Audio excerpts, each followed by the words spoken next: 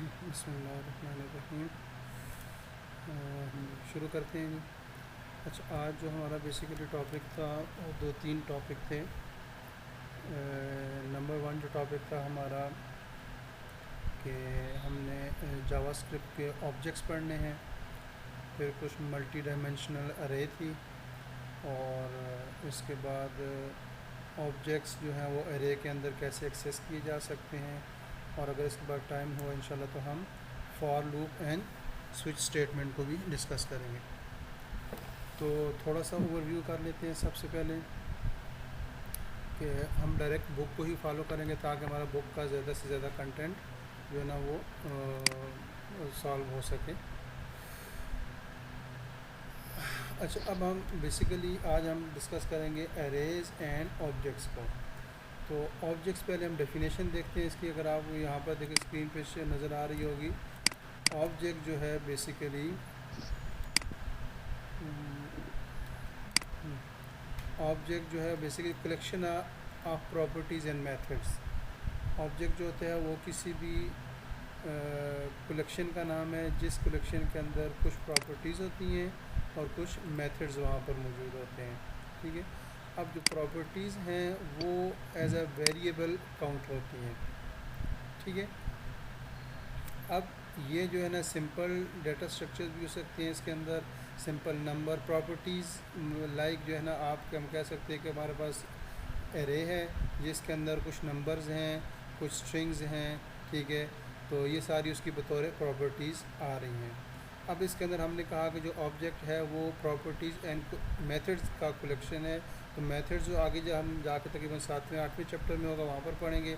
आज हम प्रॉपर्टीज़ को डिस्कस करेंगे। अब जो है मेथड है वो बेसिकली उसमें और प्रॉपर्टी में क्या फ़र्क है।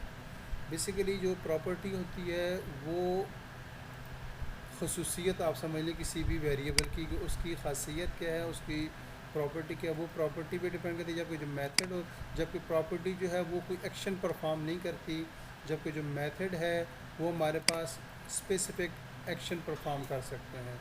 ठीक है, अब इन मेथड्स के अंदर सर्टेन लाइन ऑफ कोड्स होते हैं जो कि जिनको हम बार बार एग्जीक्यूट करवा के एक स्पेसिफिक काम करवा रहे होते हैं। इसकी सबसे सिंपलेस्ट एग्जांपल अगर मैं कहूँ, हम एक मेथड बना लेते हैं ऐड फंक्शन का, ऐड का, जिसके अंदर हम उसको कहते हैं कि आप 2 या 3 वेरिएबल्स लो, वैल्यू लो और उनको ऐड करके देते जाओ।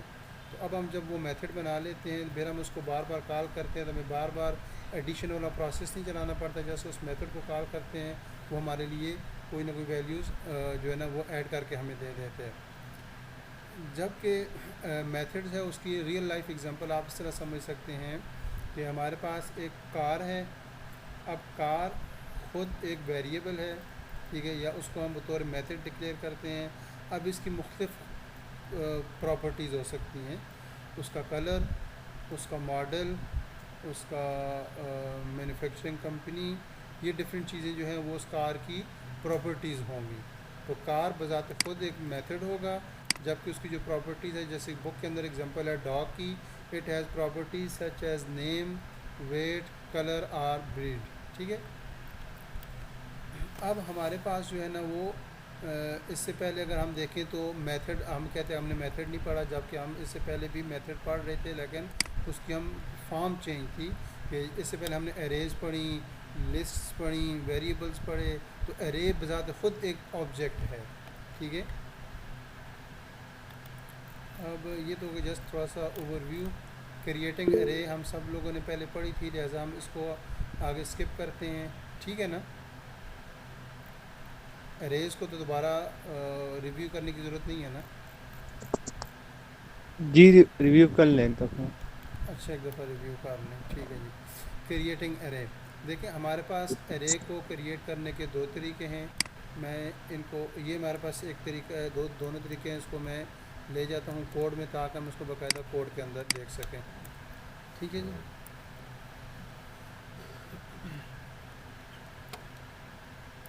अब हम यहाँ पर हमारे पास एक एरे को क्रिएट करने के लिए दो तरीके हैं। एक तो उसको ऑब्जेक्ट मेथड के थ्रू, जो हमारा पहला मेथड है, ठीक है, और एक है सिंपल मेथड जो आज तक हम पढ़ते रहे हैं।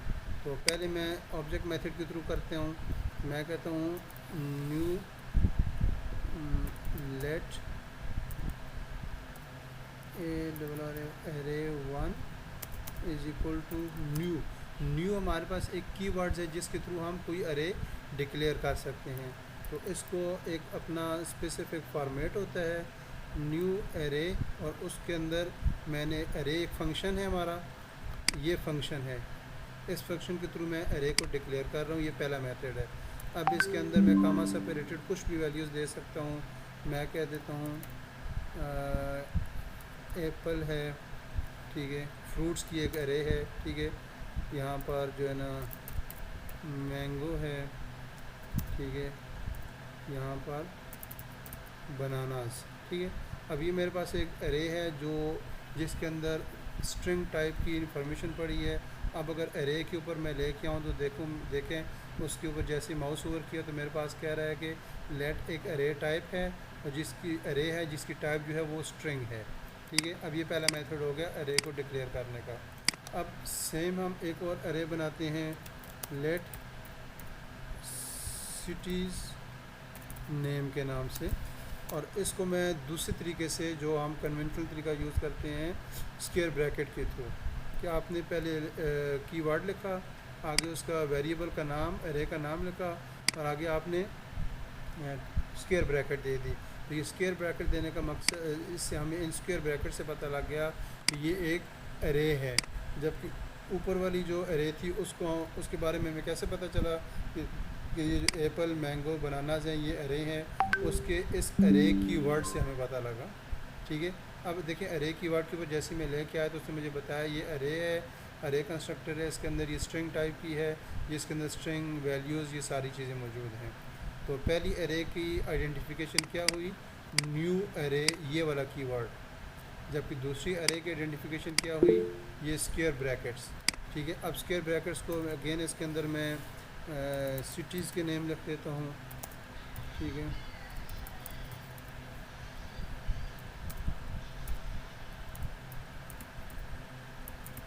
ठीक है जी, ये मेरे पास एक सिंपली अरे डिक्लेयर्स हो गई, ठीक है। अब इनको मैं प्रिंट करना चाहूँ तो वही कंसोल डॉट लॉग, ठीक है, और यहाँ पर हम अरे नेम दे देंगे, ठीक है जी।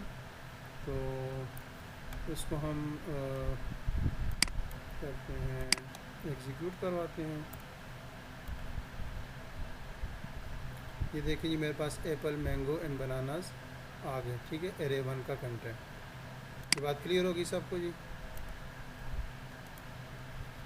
आगे अच्छा चलते हैं। शहजाद भाई, दो तरीके हैं ना कि आप जब भी अरे डिफाइन करते हो, जी तो जी दोनों सर। तरीके बता दिए ये ना आपने। जी सर। लेकिन प्रेफर जो है ना वो जो नीचे जो आपने किया ये वाला जो जी है सेकंड जी प्रेफरेबल है। जी जी बिल्कुल। हाँ हाँ। यानी कि ये जो है ये ऑब्जेक्ट ओरिएंटेड कंसेप्ट के थ्रू आता है, जबकि अभी हम उस कंसेप्ट की तरफ नहीं गए। तो सर के मुताबिक जो प्रेफर्ड मेथड है वो यही मेथड है जो सेकंड लाइन नंबर 5 के ऊपर है। अब हम चलते हैं आगे थोड़ा सा। इसी तरीके से इन्होंने बुक के अंदर एक और एरे, ये दोनों दूसरी एग्जांपल दोनों एरे की बना दी, और नीचे उनको उन्होंने कंसोल किया हुआ है। अब नेक्स्ट आता है हमारे पास एरे के अंदर टाइप्स। एरे के अंदर जो डाटा है वो किस किस टाइप का हो सकता है। तो अगर आप इस एरे के अंदर देखें तो हमारे पास स्ट्रिंग टाइप भी है, नंबर्स टाइप भी है, और बूलियन वैल्यूज़ भी हैं। तो इसका मतलब ये हुआ कि हम एरे के अंदर मल्टीपल डाटा टाइप को स्टोर करवा सकते हैं एक सिंगल एरे के अंदर। अब हमने इनकी वैल्यू को इनकी किसी भी इंडेक्स के ऊपर इसकी वैल्यू को चेक करने का यहाँ पर एक मेथड है, इसको भी हम प्रैक्टिकली परफॉर्म कर लेते हैं। अब यहाँ पर देखिए हमने एक एरे डिक्लेयर की लेट, मैं इसको थोड़ा सा समझने के लिए जो समझा उस तरह का नाम देता हूँ मल्टीपल टाइप, ठीक है। यानी कि एक अंडरस्टैंडेबल नेम है कि हमारे पास इसके अंदर मल्टीपल टाइप के डेटा स्ट्रक्चर मौजूद होंगे। अब इसके अंदर हमारे पास एक फर्स्ट इंडेक्स पे कुछ डाटा है, सेकंड इंडेक्स पे कुछ डाटा है, थर्ड इंडेक्स पे कुछ डाटा है। अब हमने हर पहले तो हमारे पास इस पूरी एरे की टाइप हमने मालूम करना है, ठीक है। तो टाइप मालूम करने के लिए हम एरे का जस्ट नेम दे देते हैं, ठीक है। इसको हम कंसोल डॉट लॉग हमने फंक्शन हमने यूज़ करना है टाइप ऑफ का। ये टाइप ऑफ एक बिल्ट इन फंक्शन है जावास्क्रिप्ट के अंदर, जिसके ज़रिए हम किसी भी चीज़ की टाइप को फाइंड कर सकते हैं, ठीक है। अब मेरे पास अरे है, अरे का नेम है मल्टीपल टाइप। अब मल्टीपल टाइप के अरे के अंदर मेरे पास different data types, data structures मौजूद हैं। तो मैं चाहता हूँ कि जो इंडेक्स, फर्स्ट इंडेक्स के ऊपर जो डाटा है मैं उसकी टाइप चेक करना चाहता हूँ। तो फर्स्ट इंडेक्स के ऊपर हमारे पास जो डाटा इंडेक्स स्टार्ट होता है 0 से, मैं यहाँ पर 0 लिख दूँगा। तो अब मुझे हाई देयर नहीं आउटपुट होगा, बल्कि मुझे इस हाई देयर की डाटा टाइप आउटपुट में आएगी। देख लेते हैं हम इसको एग्जीक्यूट करवा के। देखें कि पहले हमारे पास वो एरे आ गई जो प्रीवियस थी, जबकि नीचे हमें वो स्ट्रिंग दे रहा है। स्ट्रिंग मीन, इससे हमें क्या पता चला, जो पहली इंडेक्स पे जो वैल्यू है उसकी डाटा टाइप स्ट्रिंग है। सेम हम इसी ही लाइन को दोबारा यूज़ करके हम ये चाहते हैं कि जो लास्ट इंडेक्स पे वैल्यू है उसकी डाटा टाइप मालूम करें। अब लास्ट इंडेक्स को एक्सेस करने के लिए हम उसका इंडेक्स नंबर देखते हैं।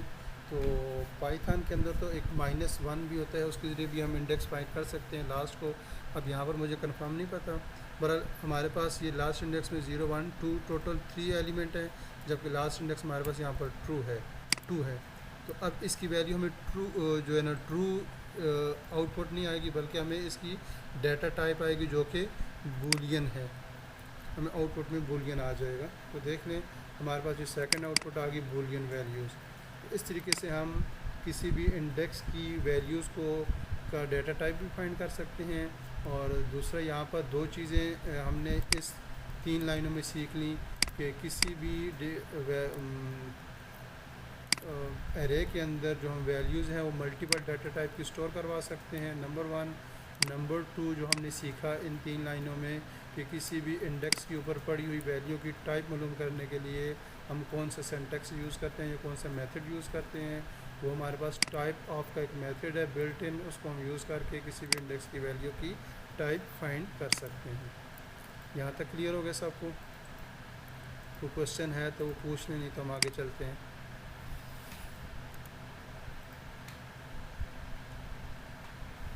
जी क्लियर है? तो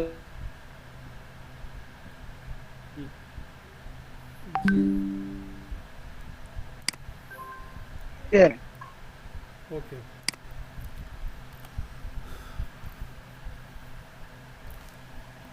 अब हम आगे चलते हैं। दो बंदों ने हैंड रेस किया था, आप क्लास जी ले रहे थे उस टाइम। तो जी, वो अगर किसी क्वेश्चन का करें सवाल, प्लीज़। जी सवाल कर लें, क्योंकि आगे फिर टॉपिक जो है ना आगे जाएगा ये तो सईद खान भाई जो हैं वो अगर यहाँ पर हैं तो वो क्वेश्चन कर लें, उनका हैंड रेस था। जी मैंने वो एरे के नाम से मुतल्लिक पूछा था, लेकिन वो कंसेप्ट क्लियर हो गया, चलें गुड हो गया, क्वेश्चन क्लियर हो गया। ठीक है। चलें सही है जी, आगे चलते हैं। इसके बाद नेक्स्ट जो कंसेप्ट है एक्सेसिंग एलिमेंट। बेसिकली वो हमने अभी एलिमेंट को एक्सेस भी कर लिया, उसकी टाइप चेक कर ली एक्सेस करके। तो यहाँ पर वही जो थ्योरी लिखी हुई है जो भी हमने काम किया है कि हमारे पास एक कार नाम की अरे है, उसके अंदर हमारे पास 3 वैल्यूज़ है, 3 एलिमेंट हैं।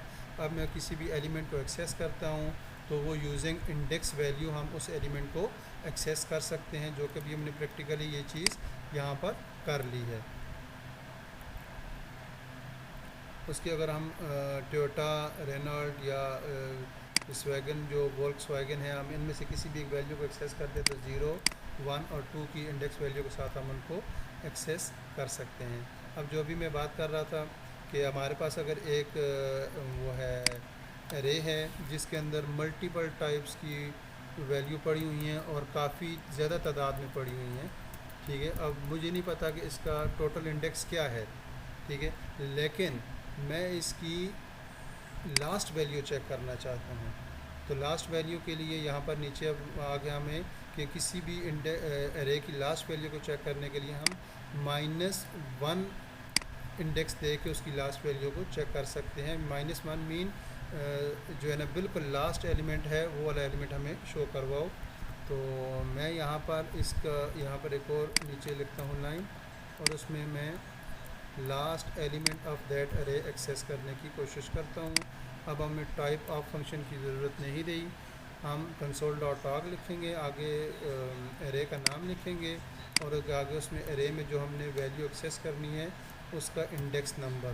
तो मैं लास्ट एलिमेंट जो एक्सेस करना चाहता हूँ, और थोड़ा सा मैं इसको ज़रा अच्छे तरीके से शो करवाने के लिए मैं इसके साथ कुछ मैसेज भी दे देता हूँ ताकि ज़रा हमें क्लियर हो जाए।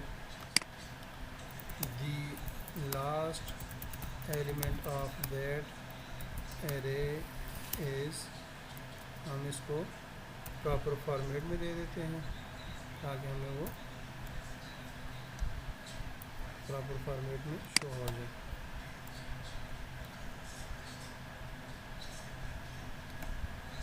अच्छा सॉरी, ठीक है, इसको हमने एक वेरिएबल के अंदर स्टोर करना है।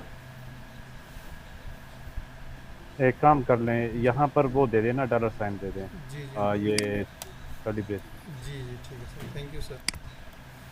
तो ये इसका प्रॉपर फॉर्मेट जो है वो किसी भी वेरिएबल को या किसी चीज़ को एक्सेस करने के लिए $साइन और कर्ली ब्रेसेस यूज़ करते हैं। तो अब हम इसको दोबारा से एग्जीक्यूट करवाते हैं। अनडिफाइंड,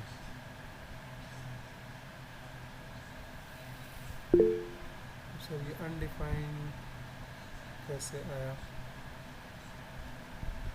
हाँ, लास्ट एलिमेंट तो मेरे ख्याल में नहीं होगा।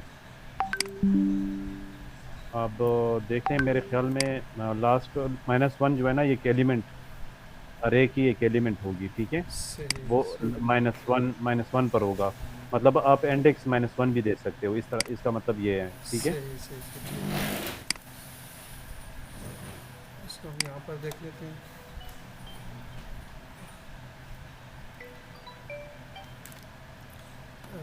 ठीक है सर, अब आगे चलते हैं। यहाँ पर अच्छा आप सर, देख लो ठीक है ना। सर, ठीक है, उन्होंने कहा हुआ है वी डिड नॉट हाँ, assign a value to a negative और नॉन एग्जिस्टिंग इंडेक्स, यानी नेगेटिव वैल्यू हम नहीं दे सकते। बेसिकली असल में ये जो कंसेप्ट है, ये मैं आज पाइथन पढ़ रहा था तो पाइथन के अंदर ये कंसेप्ट है। तो आई थिंक अच्छा अच्छा, टाइप से दो लैंग्वेजेस जी दो जी। लैंग्वेजेस साथ में ना पढ़ें, ठीक है, फिर बहुत ज़्यादा मसला हो जाता है। बस सर कुछ रिक्वायरमेंट ऐसी है कि वो भी करनी पड़ती है साथ। अच्छी ना ना, अच्छी जी बात है, ऐसी मैं ये कह रहा हूँ ना कि वो जी कंसेप्ट थोड़ा मिक्स हो जी जाते जी, हैं। डेफिनेटली सर, वो वही कंसेप्ट, हाँ वहाँ पर हम -1 से जो है उसका लास्ट एलिमेंट एक्सेस कर सकते हैं। ठीक है हाँ, तो अनडिफाइन अनडिफाइन इस वजह से आ रही है कि हमारे पास इसकी कोई वैल्यू है ही नहीं, जी मतलब -1 पर हमारे पास कोई इंडेक्स है ही नहीं, तो इस जी वजह सर। से मतलब वो अनडिफाइन है। अगर आप फॉर एग्जांपल यहाँ पर जितने भी एलिमेंट्स हैं ना, इस एलिमेंट्स में मतलब उस एलिमेंट को एक्सेस कर लें जो मतलब 3 के बाद एक एलिमेंट है, जी जी, उसका इंडेक्स दे दें, मतलब यहाँ पर 20 दे दें, 20 ज़रा दे दें, तो फिर देखते हैं कि क्या आंसर देता ठीक है। है, वो भी सर अनडिफाइंड ही देगा। हाँ, तो ये ज़रा क्लियर कर दे तो अच्छी जी, होगी। अब ये इसका मतलब ये हुआ कि 20 में दे रहा हूँ, इट मीन्स कि 20 इंडेक्स हमारी एरे के अंदर मौजूद ही नहीं है, तो वो उसके रिस्पांस में हमें अनडिफाइंड देगा। वो नहीं समझ रहा कि आप किस चीज़ को एक्सेस कर रहे हो। जी जी बिल्कुल। अच्छा, ये इमरान कुछ मैसेजेस भी कर रहा है और यूज़फुल मैसेजेस हैं उसके, जी, तो अगर अगर आप कोई माइक अनम्यूट करना चाहें, कोई एक्सप्लेनेशन देना चाहें तो अच्छी बात है, ठीक है। जी अगर कोई एक्सप्लेनेशन देना चाहते हैं प्लीज़ आप अपने जो है ना वो बात कर लीजिए, क्योंकि मैं उधर क्लास ले रहा हूँ तो मुझे नहीं पता होता कि कैसे जो है ना वो क्या मैसेजेस आ रहे हैं। बिल्कुल सही बात है, बिल्कुल ठीक बात है, बिल्कुल ठीक बात है। तो मेरे ख्याल में म्यूट अनम्यूट की अलाउ साहब के पास है, तो आप अनम्यूट करके अपना क्वेश्चन या जो भी इंफॉर्मेशन देना चाहें प्लीज़ वेलकम।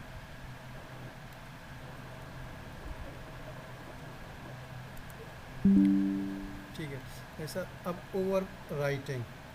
अब बेसिकली जो हमारे पास एरे है, एरे के अंदर कुछ हमारे पास एलिमेंट हैं, उसके अंदर आप लोगों ने हम फंक्शन पढ़े थे पुश और पॉप के फंक्शन से शिफ्ट अनशिफ्ट के फंक्शन से हम एलिमेंट को निकाल भी सकते हैं, उसके अंदर एलिमेंट डाल भी सकते हैं।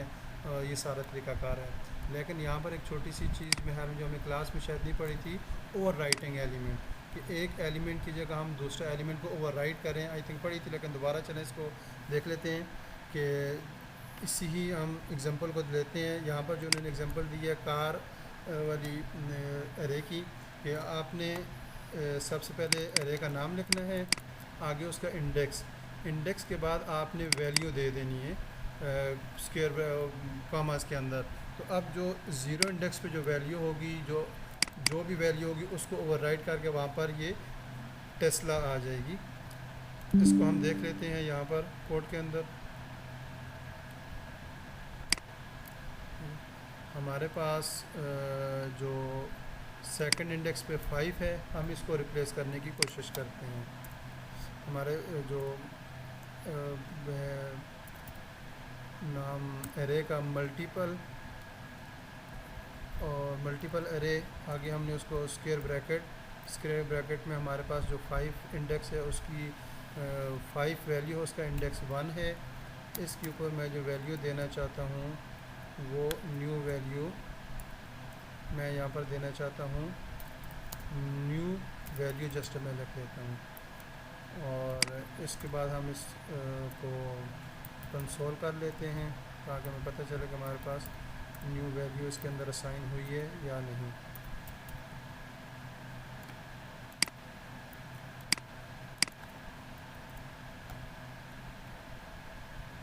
ठीक है, अब देखें अगर आप आउटपुट को, कि हमारे पास 0 इंडेक्स पे हाई देयर था और 1 इंडेक्स पे पहले 5 था, लेकिन जब मैंने यहाँ पर उसको वैल्यू रिप्लेस करवाई तो वहाँ पर अब 5 की जगह न्यू वैल्यू आ रहा है। इस तरीके से हम किसी भी वैल्यू को एरे के अंदर ओवरराइट करवा सकते हैं। क्लियर?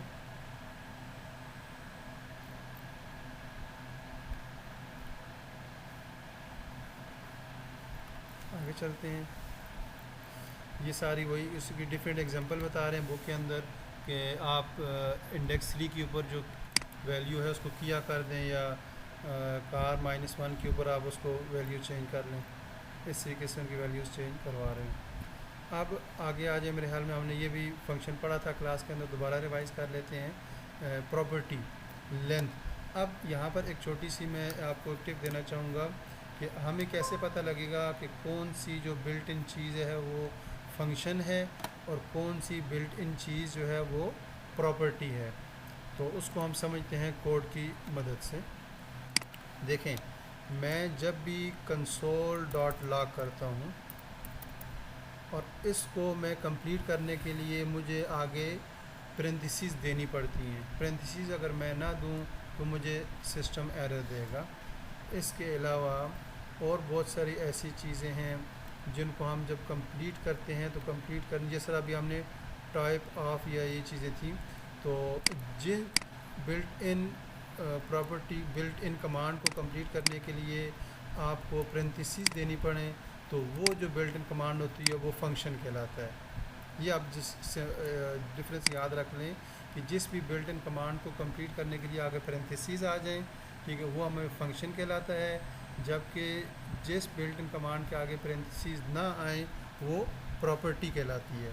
अब इसके अलावा अगर मैं कहूँ अपर, ठीक है, मल्टीपल टाइप डॉट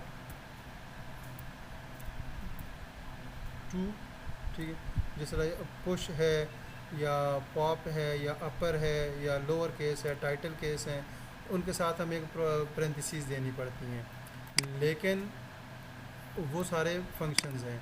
लेकिन अगर हम देखें जो लेंथ है, इसको बुक वाले ने भी प्रॉपर्टी कहा है। क्यों? क्योंकि इसको कंप्लीट करने के लिए हमें आगे पेरेंथिसिस नहीं देनी पड़ रही। इसकी हम एग्जांपल देख लेते हैं। यहाँ पर मैं कंसोल डॉट लॉग करता हूँ और इसके अंदर हम ये लिखते हैं the length of array is, ठीक है, आगे हम वही अपना प्रॉपर फॉर्मेट लिखते हैं, ठीक है, और यहाँ पर हम अपनी एरे का नाम लिखते हैं मल्टीपल टाइप डॉट लेंथ, ठीक है। अब देखें जब मैंने लेंथ लिखा, लेंथ के आगे मैंने पेरेंथेसिस नहीं डाली, तो अब हमें जो इसकी आउटपुट है वो हमें मिल जाएगी विदाउट एनी एरर। तो इट मीन जो लेंथ है वो प्रॉपर्टी है, इसके आगे हमें पेरेंथेसिस नहीं डाली। अगर कोई ऐसा फंक्शन होता जो टू अपर टू लोअर या टाइटल केस इस तरह के फंक्शन थे, उनके आगे मुझे पेरेंथेसिस डालनी पड़ती, तो वो फंक्शन होते हैं। अब मैं इसको हम दोबारा आउटपुट करवा लेते हैं। ये देखें जी, द लेंथ ऑफ अरे इज़ 13। तो हमें आउटपुट मिल गई। इट मीन्स कि लेंथ जो है ये एक ऐसी कमांड है जो बिल्ट इन प्रॉपर्टी है, जिसके थ्रू हम किसी भी अरे की लेंथ को फाइंड कर सकते हैं। यहाँ पर उन्होंने एग्जांपल दिया कलर, बूलियन, एम्प्टी, तो उन्होंने तीनों अरेज की लेंथ को फाइंड किया हुआ है। अच्छा सर, मैंने एक वो शेयर किए चैट में जी एग्जांपल, जिसके ज़रिए हम लास्ट इंडेक्स को फाइंड कर सकते हैं इजीली। जी ठीक है, देख लेते हैं।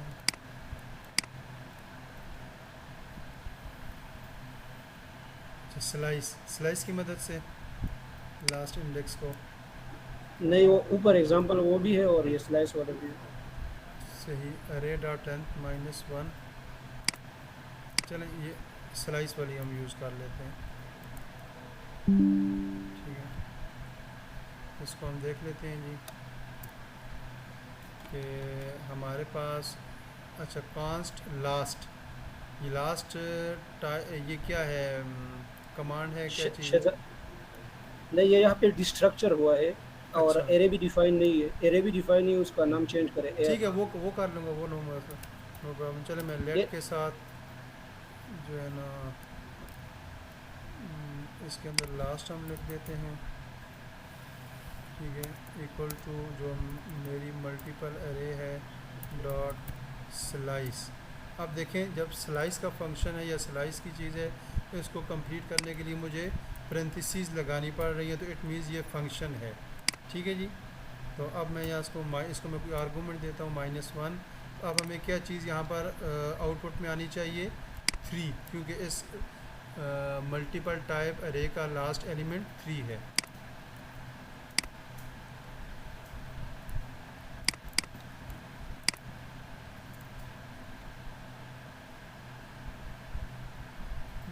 अच्छा, इसको आउटपुट कंसोल कंसोल, ठीक, कंसोल करे। कंसोल में लास्ट आएगा,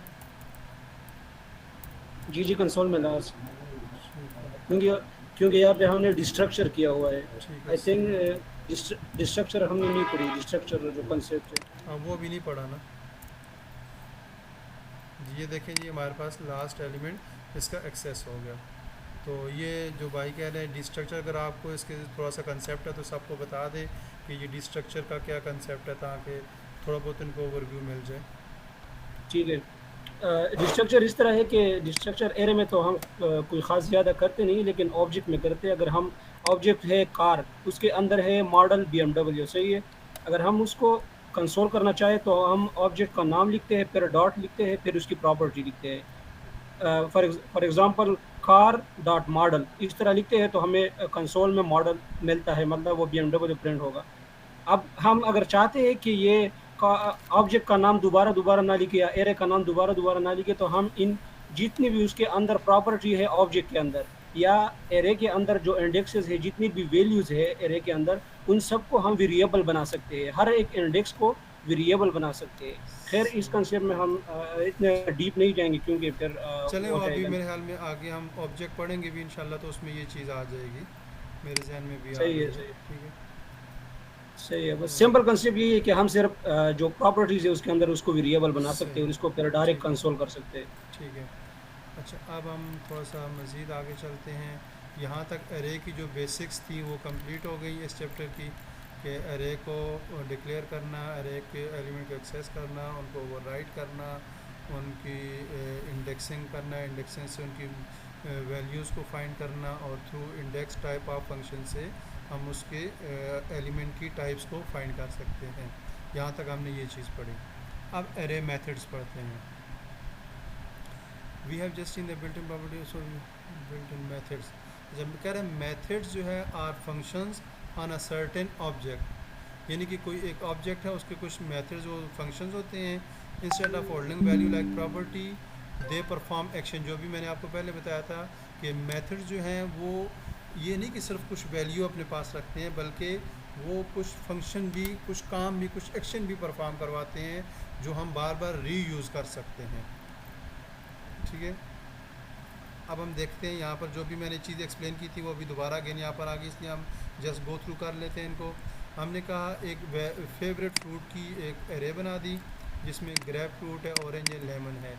अब मैं इसके अंदर एक वैल्यू पुश करवाना चाहता हूँ, तो देखें डॉट पुश यहाँ पर फंक्शन यूज़ हुआ, मेथड यूज़ हुआ, इसके आगे पेरेंथीसिस भी लगी हुई हैं। तो हमने ये मेथड यूज़ करके इसके अंदर एक वैल्यू को पुश करवा दी है। ठीक है, अब इसके बाद लेट लेंथ ऑफ फ्रूट, इसके अंदर एक और जो है ना हमने पुश की वजह से लाइम भी ऐड करवा लिया।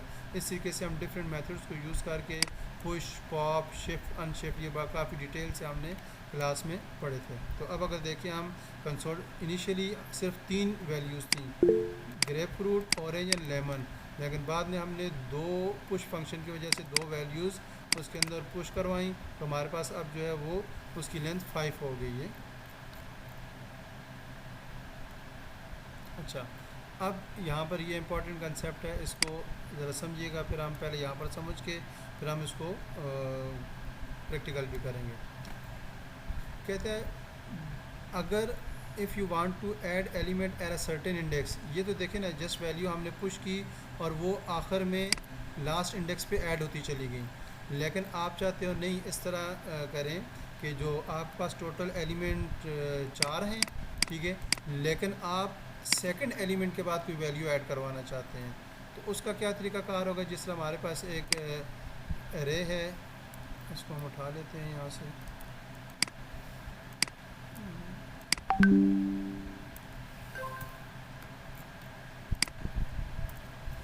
देखिए एक एरे है हमारे पास, एरे ऑफ शेप्स, जिसमें सर्कल है, ट्रायंगल है, रेक्टेंगल है एंड पेंटागन है। ठीक है, मैं चाहता हूँ कि जो सेकंड इंडेक्स के बाद मेरे पास 2 और वैल्यूज़ ऐड हो जाएं, 3 वैल्यू ऐड हो जाएं, 5 वैल्यूज़ ऐड हो जाएं, तो उसके लिए हम स्प्लाइस का फंक्शन यूज़ करते हैं, स्प्लाइस का मेथड यूज़, फंक्शन और मेथड तकरीबन सेम चीज़ें हैं, इसलिए हम जो है ना वो इंटरचेंजेबल ये वर्ड यूज़ करते रहते हैं, तो इसलिए इसमें कंफ्यूज नहीं होना है।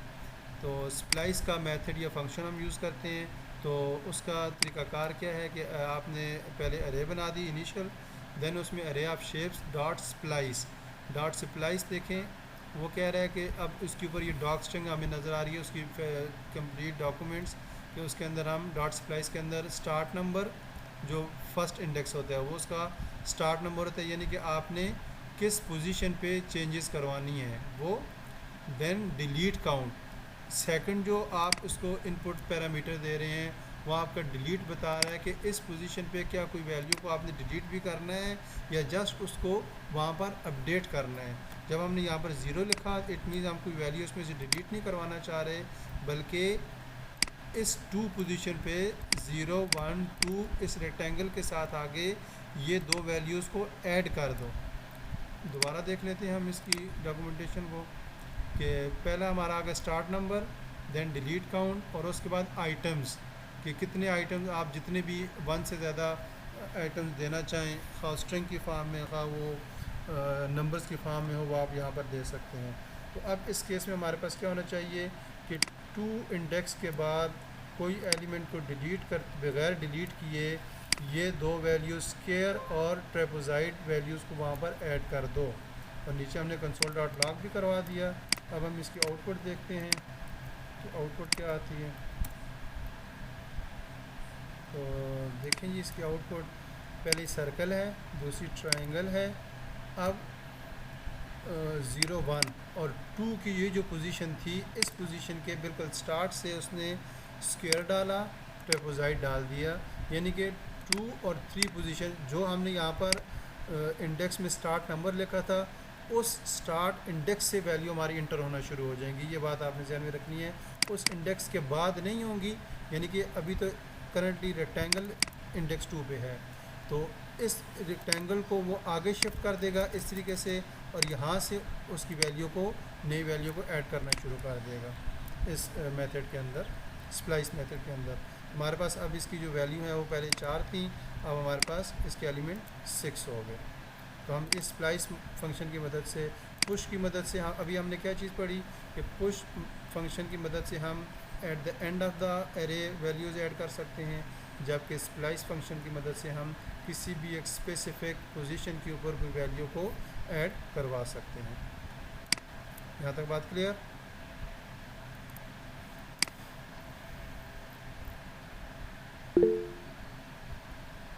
ओके, अच्छा अब हम चलते हैं आगे जी, अगला मेथड देख लेते हैं जी। इसमें जस्ट ये थ्योरी में वो सारी उन्होंने बात बताई जो भी मैंने आपको क्लियर की है। इसमें उन्होंने क्या किया कि अरे ऑफ शेप्स में स्प्लाइस करें, 2 पोजीशन पे ये 2 वैल्यूज़ लगाएं, प्लस वहाँ पर से 2 वैल्यू को डिलीट भी कर दें। ठीक है, तो अब हम इसको दोबारा यूज़ कर लेते हैं ताकि आपको थोड़ा सा क्लियर हो जाए। इनको मैं कमेंट करता हूँ यहाँ पर। अब ये क्या कह रहे हैं हम कि इस पोजीशन से स्टार्ट करो, यहाँ पर से पोजीशन 2 से पहले क्या करो कि पहले 2 एलिमेंट्स को डिलीट कर दो, रेक्टेंगल और पेंटागन, इन दोनों को वो डिलीट करेगा और फिर इनकी जगह स्क्वायर और ट्रेपेजॉइड ऐड कर देगा। अगर हम यहाँ पर इसकी आउटपुट देखें तो वो ये आ रही है। हम इसको थोड़ा सा चेंज करते हैं, हम इसको कहते हैं आप 2 ना डिलीट करो बल्कि 1 डिलीट करो। अब हमारी आउटपुट क्या होनी चाहिए? अब हमारी आउटपुट ये होनी चाहिए कि सर्कल, ट्रायंगल, रेक्टेंगल डिलीट हो जाएगी, square and trapezoid and pentagon, इस तरीके से हमारी अब आउटपुट होनी चाहिए। अब हम अपनी आउटपुट को देखते हैं।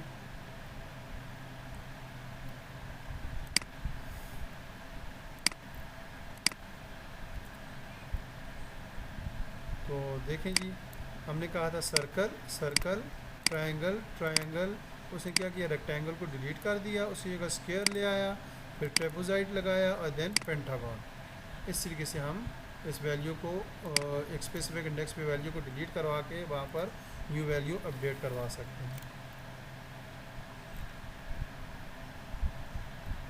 यहाँ तक बात क्लियर होगी? अच्छा, अब इससे पहले तो हमने वैल्यू को पुश करवा के वैल्यू ऐड करवाई थी। तो पॉप फंक्शन सब ने पढ़ा हुआ है डिटेल से, सर से कि हम पॉप फंक्शन की मदद से हम किसी भी वैल्यू को डिलीट करवा सकते हैं। और पॉप क्या होगा, वही तरीकाकार होगा कि जो पॉप फंक्शन होगा वो at the end of the जो है ना वो अरे वैल्यू को डिलीट करता चला जाएगा। अब अगर यहाँ पर मैं लगाता हूँ फंक्शन अरे ARR अरे ऑफ शेप्स डॉट पॉप, तो अब ये क्या करेगा, ये पेंटागन को डिलीट करेगा जो हमारी लास्ट एलिमेंट है। और इसके नीचे मैं अगेन इसको करवा देता हूँ, कंसोल करवा देता हूँ, तो देख लें आप। तो देखिए अब उसने पेंटागन को डिलीट कर दिया। अब इसमें ये बात याद रखनी है 2 चीज़ें कि पॉप फंक्शन क्या काम करता है। एक तो end of the array value से वैल्यू डिलीट करता है। सेकंड इम्पॉर्टेंट चीज़ पॉप फंक्शन के अंदर कि due to pop function the index of the array elements does not change. ठीक है, ये बात आपने याद रखनी है कि जब पॉप फंक्शन है, पॉप फंक्शन से एक एलिमेंट कम हो गया, जब एक एलिमेंट एंड से कम हुआ तो जो बाकी रिमेनिंग एलिमेंट हैं क्यों इंडेक्स चेंज हो रहे हैं? नहीं चेंज हो रहे, उनके इंडेक्स सेम रह रहे हैं। अब मैं यही चाहता हूँ कि मैं बिल्कुल इनिशियल पहला जो वो एलिमेंट है मैं उसको डिलीट करवाना चाहता हूँ। तो उसके लिए हम क्या फंक्शन यूज़ करते हैं? उसके लिए हम शिफ्ट का फंक्शन यूज़ करते हैं ना जी। उसके लिए हम शिफ्ट का फंक्शन यूज़ करते हैं। अब जब हम शिफ्ट का फंक्शन यूज़ करेंगे तो हमारे पास जो सर्कल है ये डिलीट हो जाएगा, प्लस इसके साथ साथ क्या होगा due to shift function the index of the array elements become change. देखिए कैसे जब सर्कल डिलीट हुआ तो अब जितने भी ये एलिमेंट हैं ये सारे शिफ्ट होके पीछे आ जाएंगे, तो इन सब का इंडेक्स वैल्यू चेंज हो जाएगी। अब हम इनको देख लेते हैं जी, इसको एग्जीक्यूट करवा के। तो अब देखें जी, इस लास्ट जो हमारे पास था इसकी वैल्यू में ट्रायंगल, स्क्वायर और ट्रेपेजॉइड आ गया, जबकि सर्कल चेंज हो गया। तो पहले ऊपर वाली अगर आप इसमें आउटपुट में देखें तो ट्रायंगल का जो इंडेक्स था वो 1 था, जबकि अब यहाँ पर लास्ट आउटपुट में ट्रायंगल का इंडेक्स 0 आ गया। यहाँ तक बात क्लियर। अब हमने पढ़ लिया pop at the end of the file, at the end of the array value delete होती है, push at the end of the array value add होती है, और shift at the start of the array value delete होती है, और unshift अगर हम करेंगे यहाँ पर तो वो at the start of the array value को ऐड करेगा।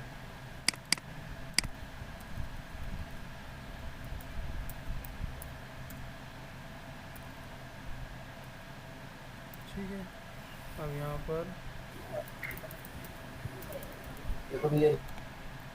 हम इसको अब आउटपुट करवाते हैं। तो अब देखें मैंने अनशिफ्ट करके उसको एक वैल्यू दे दी, तो उसने स्टार्ट ऑफ द अरे में वैल्यू ऐड कर दी। अब याद रखें शिफ्ट और अनशिफ्ट दोनों में इंडेक्स चेंज होते हैं, जबकि पॉप और पुश में इंडेक्स चेंज नहीं होते, बल्कि प्रीवियस एलिमेंट के इंडेक्सेस सेम रहते हैं। ये दोनों फंक्शंस के अंदर से इम्पॉर्टेंट डिफरेंस सब लोगों ने याद रखना है। यहाँ पर मैं लिख दूँ या सही है? Push and pop does not change the index of previous elements, जबकि shift and unshift change the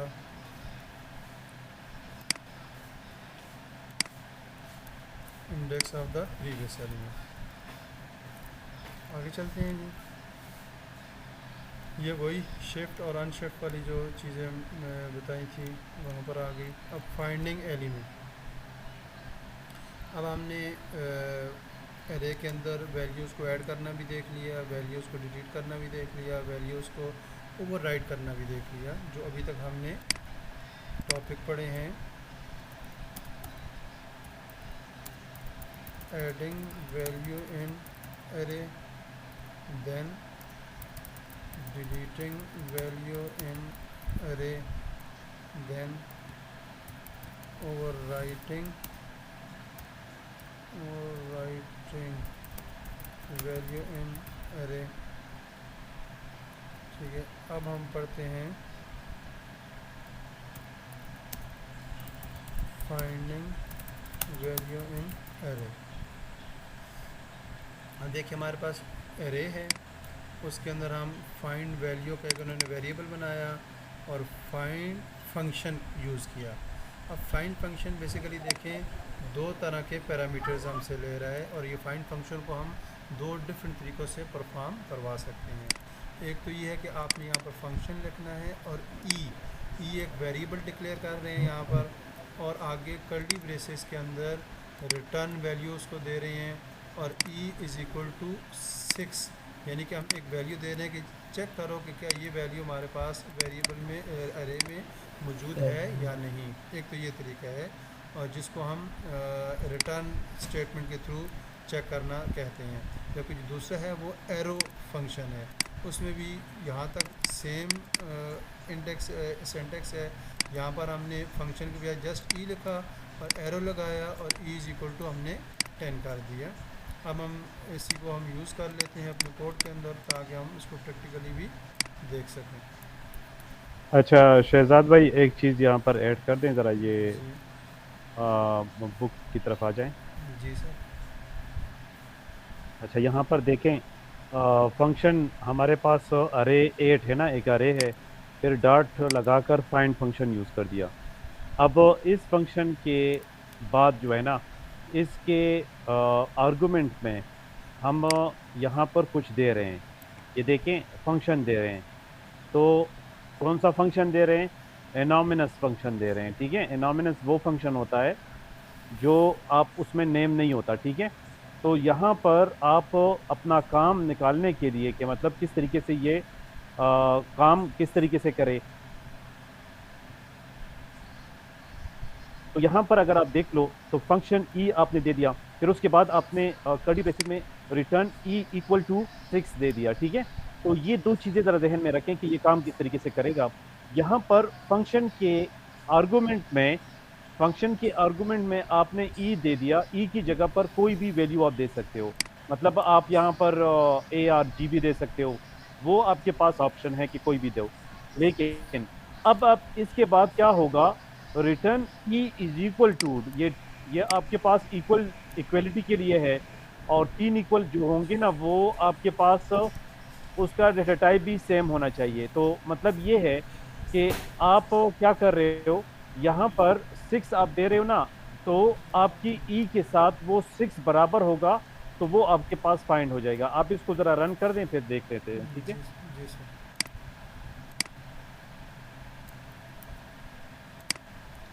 किसी सारे को हम रन कर लेते हैं। अच्छा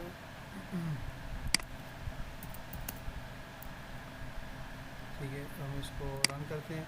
अब रन होने के बाद बेसिकली हमारे पास कंसोल में क्या आना चाहिए, ठीक है।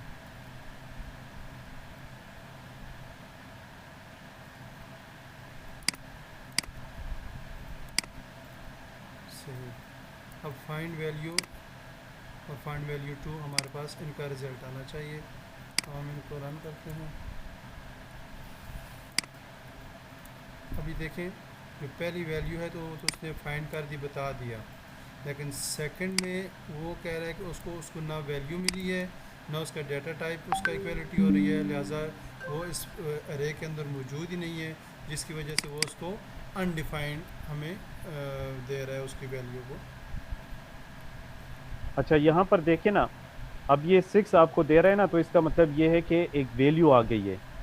तो वैल्यू आ गई है, वैल्यू फाइंड हो गई, इसका मतलब ये है। ठीक है, और जो वैल्यू फाइंड नहीं होगी ना, वो आपको रिटर्न करके, मतलब वैल्यू 2 में आप देख लो, फाइंड वैल्यू 2 में आपके पास अनडिफाइन आ गया।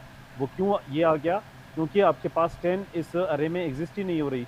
जब एग्जिस्ट नहीं हो रही तो वो आपको अनडिफाइंड देगा, और जब एग्जिस्ट होगी तो वो आपको क्या देगा, वो आपको जो है आपको जो नंबर है वही नंबर आपको दे देगा। अच्छा एक चीज़ यहाँ पर देखें, ये 2 तरीकों से फंक्शन इसके अंदर लिखा हुआ है। एक आपके पास जो है सिंपल फंक्शन है, और दूसरा आपके पास जो है एरो फंक्शन है। अब इन दोनों में ज़रा डिफरेंस देखें। ऊपर वाला जो है ना सिंटैक्स ज़रा बड़ा है, वो ये समझ लें, और दूसरा जो एरो फंक्शन है ना, वो नॉर्मली मकसद उसका यही होता है ना कि आपके पास वो आपके लिए जो सिंटैक्स है वो शॉर्ट कर लेता है। तो यहाँ पर रिजल्ट आपके पास जो है ई से पहले रिटर्न भी यूज़ नहीं हो रहा, कर्ली ब्रेसेस भी यूज़ नहीं हो रहे, बस यहाँ पर आपके पास क्या यूज़ हो रहा है, यहाँ पर अगर आप देख लें इक्वल और जो है उसके बाद एरो साइन यूज़ हो रहा है। तो सिर्फ दोनों का काम एक जैसा है। अगर आप ऊपर वाले में ये आप एक काम कर लें, ये जो है सेकंड वाला जो है ना, इसको कमेंट कर दें, या ऊपर वाले में 10 सर्च कर दें। ठीक है, और दूसरे में 6 सर्च कर दें, या चलो एक ही में कर दें, ये 10 कर दें। अब ज़रा कंसोल लॉग कर दें। ठीक है, सॉरी प्रिंट कर दें, इसको रन कर दें। ये देखिए अनडिफाइंड ही दोनों, मतलब दोनों की फंक्शनलिटी वही है। ऊपर से आप वो जो है आप फंक्शन वर्ड यूज़ करके इस तरीके से करते हो, या एरो फंक्शन को यूज़ कर लें, ठीक है। तो दोनों का तरीका एक ही है। शहजाद भाई, आप लोगों का मीटिंग का टाइम 5 मिनट तकरीबन रह गए हैं, ठीक है, 3 मिनट रह गए हैं, ठीक है जी सर, ये जी। एक्सटेंड हो जाएगा 9 सर बजे तक सर टाइम है। सर अच्छा, ये खुद ही हो जाएगा। जी जी सर। मैंने जितना देखा है ना, वो लास्ट टाइम आपका हुआ था, लेकिन ये खुद ही एंड हो जाएगा। आप यहाँ पर ज़रा देख लेना, कॉल चलिए विल सर। And soon. अच्छा चलिए, अगर एंड हुआ तो इंशाल्लाह दोबारा फिर हम इसको स्टार्ट कर अच्छा लेंगे। फिर, हाँ, तो फिर लोगों को ये कह देना कि आप मीटिंग जो है लिंक जो है ना ग्रुप में दोबारा शेयर कर दोगे, तो उसके थ्रू आप सारे जो है ना फिर ज्वाइन कर दें। अगर तो लिंक हमारे कॉल डिसकनेक्ट होगी तो मैं लिंक दोबारा शेयर कर लूँगा, फिर सब वो उसी के थ्रू दोबारा डिसकनेक्ट हो जाइएगा प्लीज़। सर जी जी मैं थोड़ा सा फाइंड पे रोशनी डालना चाहता हूँ, थोड़ा सा एक्सप्लेन करना मैं, क्योंकि मैंने रिसेंटली इसको देखा है, तो जी थोड़ा जी सा मैं अपनी जी जी, तरफ बिल्कुल से करें। 3 मिनट बाकी है। यहाँ पे देखिए, जो पहला है फाइंड वैल्यू, जो एरर जो हमने फाइंड किया है, देखिए यहाँ पे फाइंड जो है वो एक टेस्ट फंक्शन लेता है। टेस्ट का मतलब क्या होता है कि अगर टेस्ट में कोई बंदा पास हो गया तो वो वैल्यू तुम्हें देगा। ई जो है ये यहाँ पे पैरामीटर है, और पैरामीटर को मतलब मैंने 10 पास किया है, सही है, इस फंक्शन को। तो अगर ई को 10 मिला तो वो मुझे मतलब रिटर्न करेगा, वो वैल्यू रिटर्न करेगा। या इसको आप ये भी कह सकते हैं, ये जाता है पूरे एरे में, जिसको फर्स्ट वैल्यू अगर मिलती है तो वो रिटर्न करता है, अदरवाइज वो अनडिफाइंड या मतलब फॉल्स रिटर्न करता है। तो बेसिकली मेरा मतलब ये है कि फाइंड जो है वो एक फंक्शन लेता है, टेस्ट फंक्शन, और वो टेस्ट फंक्शन, उसमें जो भी कंडीशन हम डिफाइन करते हैं तो वो टेस्ट फंक्शन वहाँ पे रन होता है, और जो फर्स्ट वैल्यू उसको मिलती है वो हमें रिटर्न कर देता है। तो यही मुझे ऐड करना था। बहुत ज़बरदस्त, बहुत ज़बरदस्त, अच्छा ऐड कर दिया। शहजाद भाई, आप कुछ ऐड कर लें तो आप भी अच्छा, बता दें इसमें थोड़ा। देखिए मैंने जो सर ने अभी कहा था कि आप यहाँ पर लाजमी नहीं ई ही यूज़ करें, आप कोई भी वेरिएबल यूज़ कर सकते हैं। मैंने यहाँ पर वेरिएबल चेंज कर ली, ऊपर वाले फंक्शन में देखिए जी और जी कर दिया, और नीचे एम और एम कर दिया। अब देखिए दोनों में मैंने वैल्यूज़, चले दोनों में सेम दे देता हूँ, तो आपको पता लगेगा कि वेरिएबल को चेंज करने से भी कोई फ़र्क नहीं पड़ रहा, बल्कि हमारी चीज़ें बिल्कुल सेम है। जस्ट वो एनोनिमस टाइप का कोई भी हम वेरिएबल वहाँ पर दे सकते हैं। तो देखिए हमने दोनों ने हमें 7 रिटर्न कर दिए। सर जी जी सर इसको मीटिंग 9 बजे फिर स्टार्ट करना है, नमाज वमाज पढ़ लेंगे। नहीं, 9 बजे के बाद असल में फिर बहुत लेट हो जाएंगे ना, मैं इधर भी किसी और जगह पे हूँ, फिर यहाँ से मुझे रूम जाना होता है। अभी अगर डिस्कनेक्ट होगी तो हम फ़ौरन दोबारा से स्टार्ट कर लेंगे, 9 तक इंशाल्लाह हम कंप्लीट करेंगे। ठीक है सर, ठीक है। ठीक, ओके। अच्छा, हम आगे चलते हैं जी।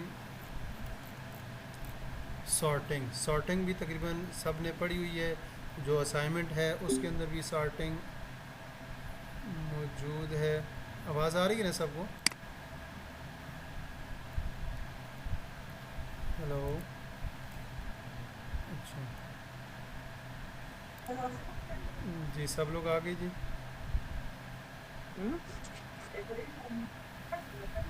अच्छा, भाई अपना माइक ऑफ Dati करो, ko chikam mike dati off करो। urgent.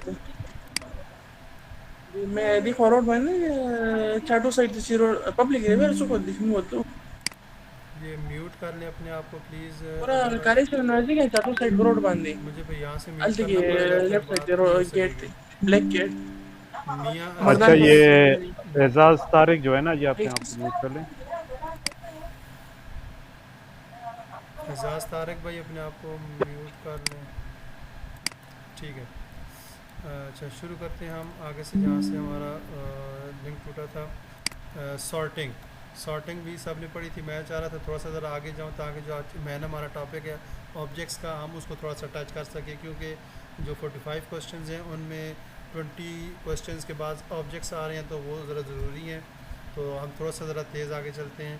सॉर्टिंग तकरीबन सब ने पढ़ी थी कि हम एक एलिमेंट अरे है, उसको सॉर्ट करने के लिए हम अरे डॉट सॉर्ट फंक्शन यूज़ करते हैं, तो वो हमें उसको अल्फ़ाबेटिकली सॉर्ट कर लेते हैं।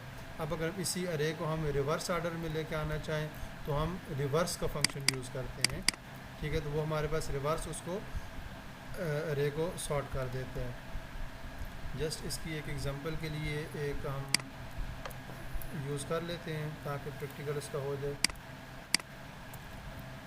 ये हमारे पास एक अरे है, इसको हमने सॉर्ट फंक्शन लगा दिया, तो देखते हैं अब ये हमारे पास कैसे शो होती है। फिर हम इसी अरे को आगे रिवर्स कर लेंगे। सॉरी, इसको कंसोल डॉट लॉग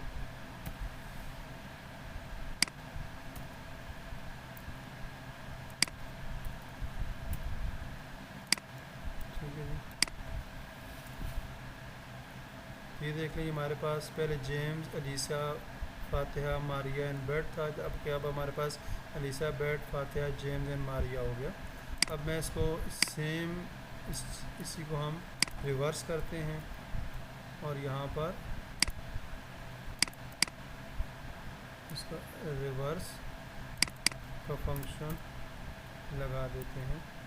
तो हमारे पास इसी के नीचे इसकी रिवर्स अरे प्रिंट हो जाएगी।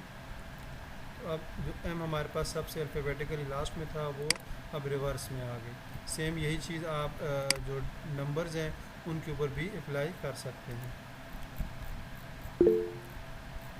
एक्सरसाइज आगे चलेंगे, सब लोग खुद से देख लेंगे। अब जो इम्पोर्टेंट चीज़ है हमारे पास मल्टी डायमेंशनल अरे जो हम अच्छा क्लास शहजाद भाई, ये इमरान ने एक कमेंट किया और ये बहुत ज़्यादा ज़रूरी है कि आप भी क्लियर कर दें। जी सर। ये जो है ना, आप जब भी नंबर्स पर सॉर्टिंग करोगे ना, जी तो जी उसमें मसला ये हो जाता है कि वो सही तरीके से सॉर्टिंग नहीं होता। सही। तो फिर आप जब करोगे ना तो फिर इस तरीके से करोगे, ये जी सॉर्ट वाला। हाँ, इसको एक काम कर लें, इसको कॉपी कर लें। नॉर्मली आप पहले वो कर लो, जो है पहले जो है ना ये सॉर्ट के पैरेंथेसिस में जो है ना, जो फंक्शन है ना उसके बगैर कर लो, ठीक उसका है। आउटपुट पहले दिखा दो, फिर उसके बाद ये वाला फिर कर लें, तो फिर ज़्यादा क्लियर हो जाएगा। ठीक है, सही सही।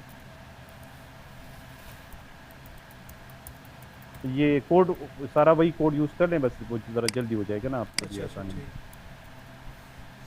सही। हाँ, इसके जो है ना, आप सॉर्ट के पैरेंथेसिस में देखें जो फंक्शन है। हाँ, डायरेक्ट बस कर लें, सॉर्ट, सिंपल सॉर्ट कर लें। पॉइंट्स डॉट सॉर्ट, ठीक है। और इसको मैं डायरेक्ट कंसोल लॉग कर दें।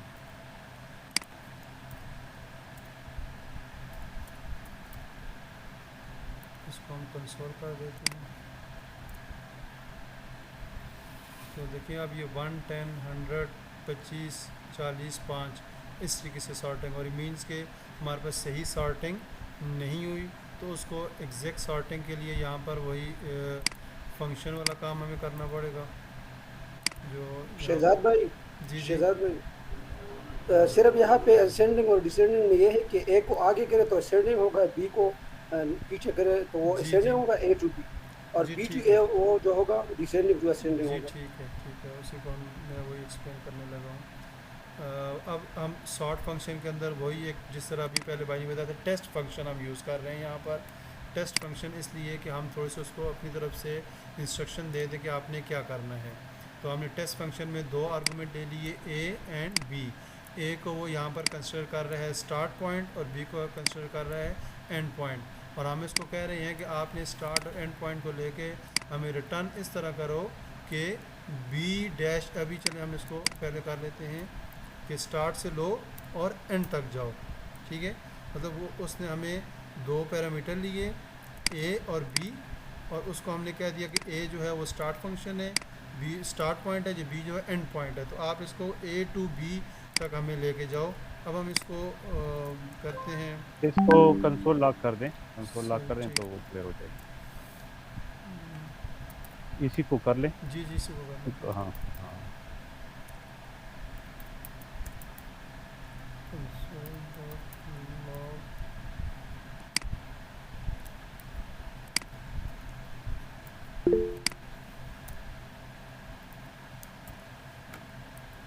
ऊपर वाला कमेंट कर लें।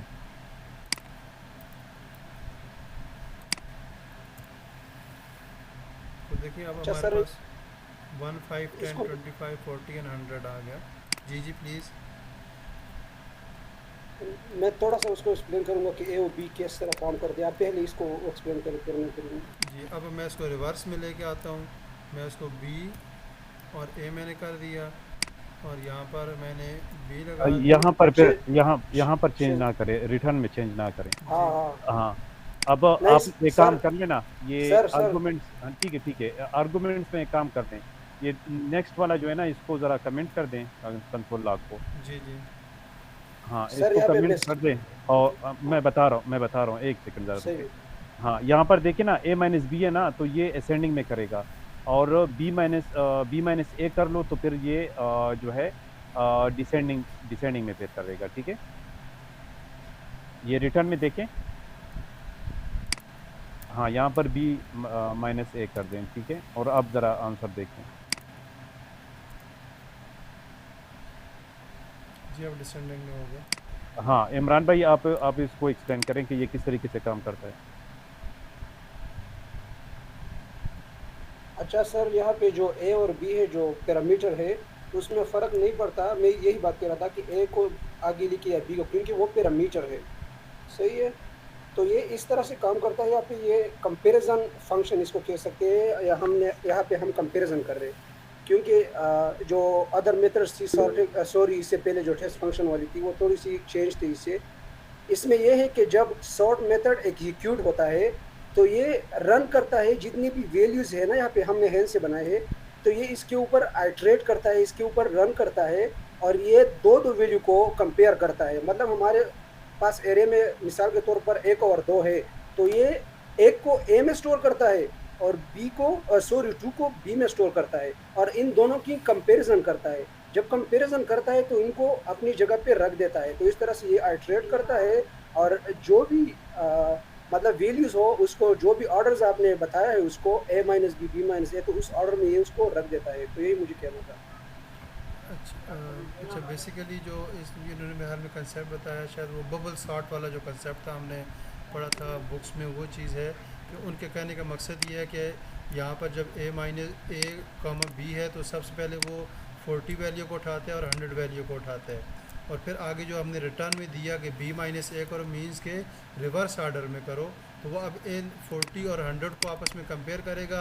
अब इसमें बड़ी वैल्यू कौन सी है, 100 है, तो वो इस 100 को उठा के 40 की जगह ले आएगा, और 40 इसकी छोटी वैल्यू है, वो 40 को उठा के 100 पे लेके आ जाएगा। अब इसके बाद जो नेक्स्ट आइट्रेशन में क्या होगा कि 100 तो होगी वैल्यू यहाँ पर, अब वो इसी जो है ना 40 को दोबारा 1 के साथ, फिर 40 को 5 के साथ, फिर 40 को 25 के साथ, फिर 40 को 10 के साथ, देन फिर सेकंड वैल्यू को इस तरीके से रीअरेंज करता रहेगा अपनी पेयर्स की वैल्यू के हिसाब से। 100 को 40, 100 को 1, 100 को 5, इस तरीके से ये अपनी जो है ना वो आइट्रेशन बराबर करके हमारी वैल्यूज़ को अरेंज कर लेते हैं। आगे जो इंस्ट्रक्शन के ऊपर के आया कि उसको हमने असेंडिंग में कहा या डिसेंडिंग में कहा। ठीक है जी, आगे चलें। जी जी बिल्कुल, ज़बरदस्त तरीके से हो गया। ओके सर, आगे बड़ा इंपॉर्टेंट टॉपिक है मल्टी डायमेंशनल अरे। देखें, अब इससे पहले तो हम ये कर रहे थे कि जो भी हम अरे बना रहे थे उसके अंदर एक वेरिएबल था, वेरिएबल के अंदर हम एक सिंगल अरे यूज़ कर रहे थे, जिसको हम सेम डाटा टाइप की वैल्यूज़ दे रहे थे और डिफरेंट डाटा टाइप्स की वैल्यूज़ भी हम उसको दे रहे थे। लेकिन अब हमारे पास एक ऐसा सिनेरियो आ गया कि हमारे एक वेरिएबल के अंदर मल्टीपल अरेज मौजूद होंगी। तो हम जब एक वेरिएबल के अंदर एक से ज़्यादा अरे हों उसको हम मल्टी डायमेंशनल अरे कह देते हैं।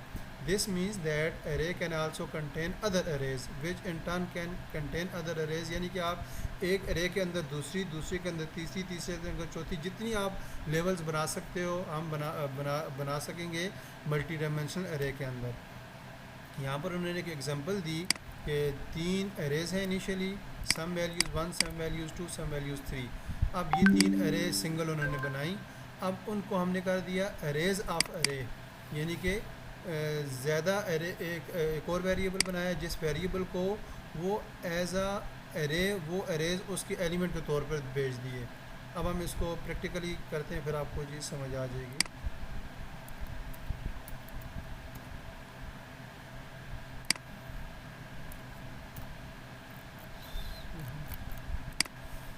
ये मेरे पास 3 अरे हैं, तो अब ये 3 अरे को मैं चाहता हूँ कि ये मैं एक सिंगल अरे के अंदर इन सारी अरेज को बंद कर सकूँ। अगर अब सिंपल ज़बान में कहूँ तो मैं कह दूँगा यहाँ पर लेट